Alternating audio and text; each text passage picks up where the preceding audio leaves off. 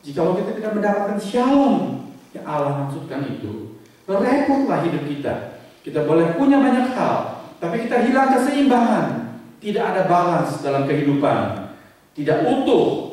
Kebahagiaan tidak sempurna. Hari ini, berita terpenting yang perlu kita simak dan peroleh adalah bagaimana kita mendapatkan hadiah Natal yang sejati itu, yakni shalom. Bagaimana kita memperoleh shalom dari Allah.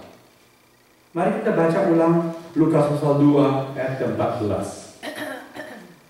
Semua membuka Injil Lukas, sudah diberikan batas di Alkitab saudara. Mari kita baca bersama-sama.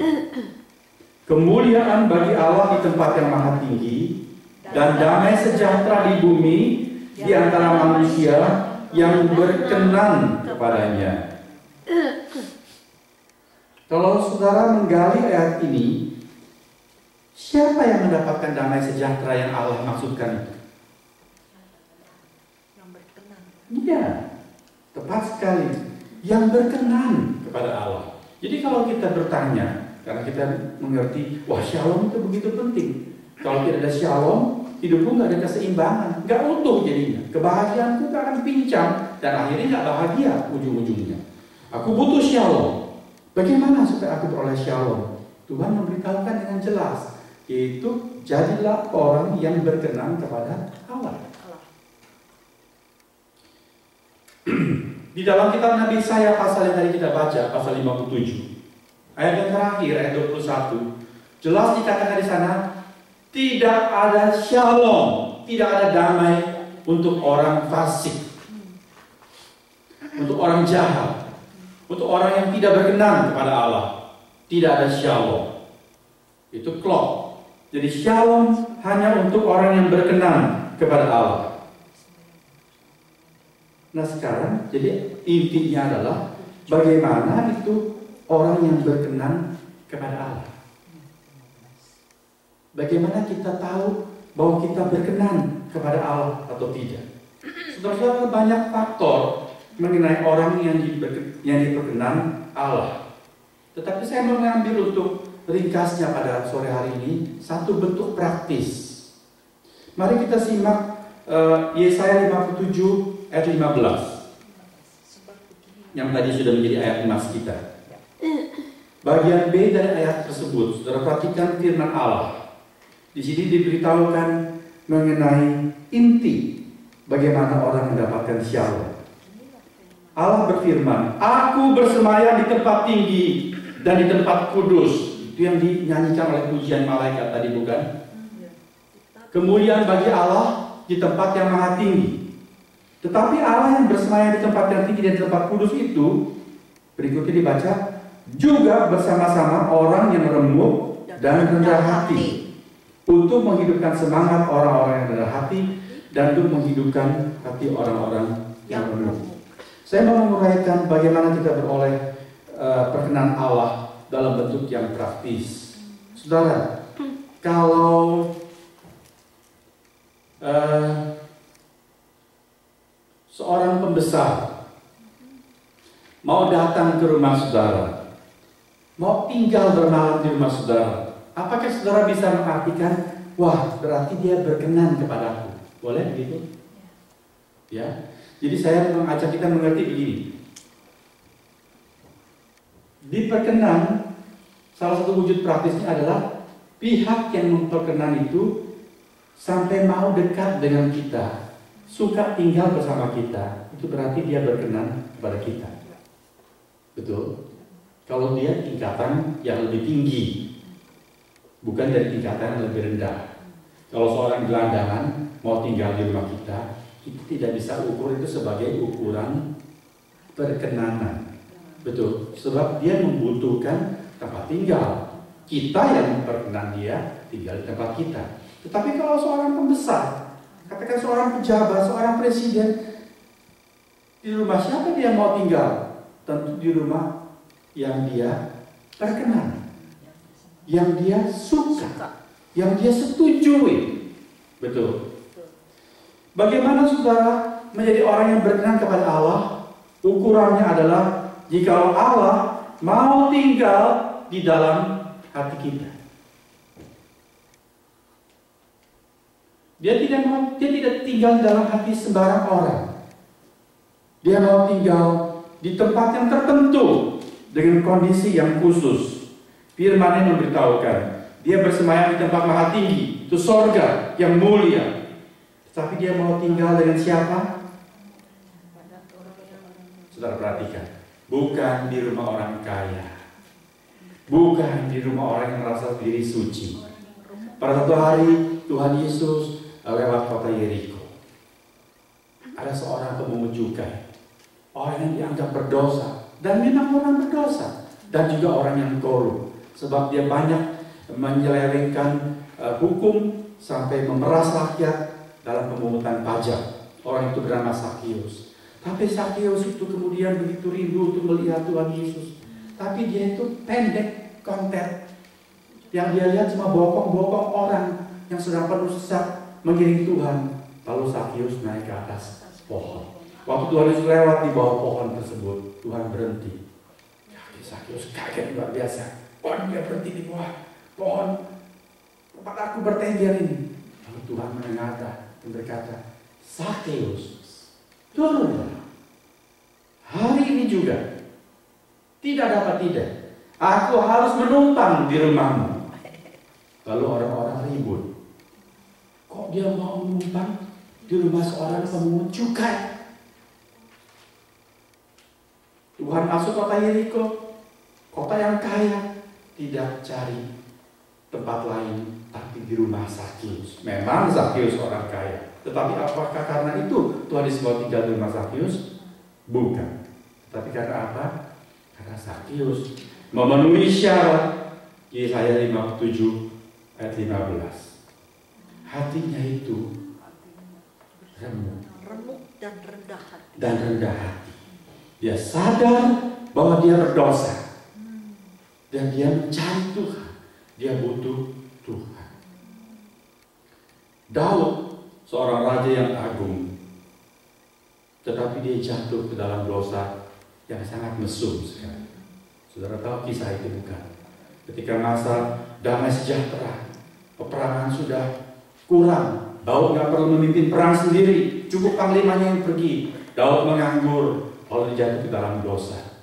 Lalu dia berselingkuh dengan istri orang. Dia berzina di sana, memalukan sekali. Tetapi kemudian Allah mengutus nabinya, Nathan, menegur Daud.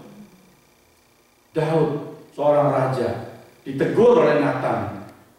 Dia terima atau tidak? Terima atau tidak? Kalau presiden ditegur oleh seseorang, orang itu bisa lenyap tanpa bekas, dicuri. Apalagi di negeri macam Indonesia, tidak ada yang berani kutik-kutik orang-orang cendana, bisa lenyap tanpa bekas. Tetapi Daud itu luar biasa.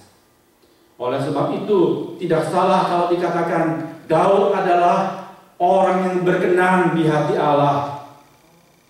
Dia adalah raja menggantikan Saul. Saul mengecewakan hati Tuhan. Lalu Tuhan berkata kepada Samuel, nabi itu, aku sudah menemukan orang yang berkenan di hatiku. Siapa dia? Daud. Daud orang macam apa yang diperkenan Allah? Kok jatuh dalam dosa begitu mesum?